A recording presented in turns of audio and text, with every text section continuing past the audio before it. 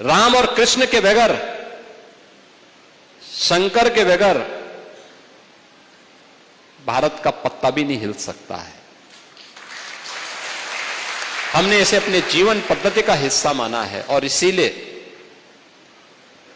हो सकता है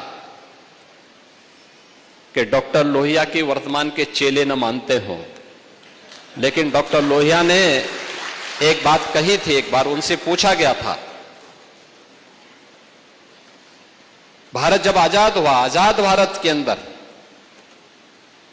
डॉक्टर लोहिया प्रखर समाजवादी थे।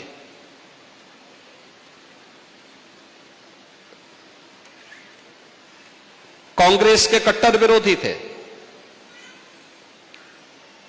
स्वतंत्रता संग्राम सेनानी भी थे।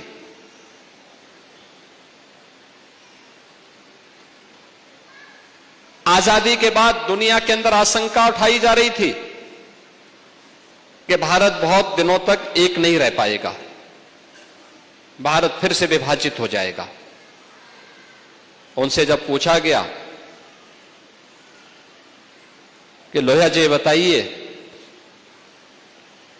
भारत कब तक एक रहेगा और क्या भारत एक रह पाएगा? उन्होंने कहा, यह प्रश्न भारत पे नहीं उठने चाहिए। लोगों ने कहा, दुनिया ये बोल रही है।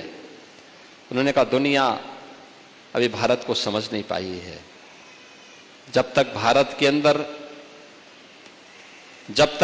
के अंदर राम, कृष्ण और भगवान शंकर की पूजा होती है, वो रहेगी, तब तक भारत का कोई बाल बांका नहीं कर पाएगा।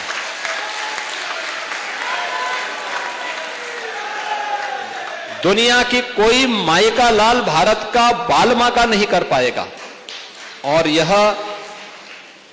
देश प्रदेश देश के अंदर रामायण मेलों की शुरुआत भी किसी ने प्रारंभ करवाई थी। याद रखना, संत तुलसीदास जी ने रामलीलाओं का प्रचलन उत्तर भारत में करवाया था, रामलीलाओं का।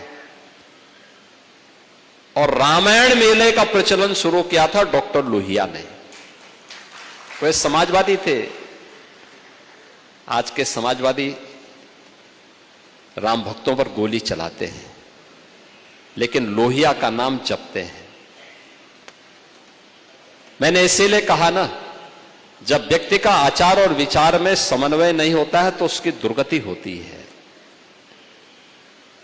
और जो राम का विरोधी है उसकी तो दुर्गति हमेशा होनी ही होनी है।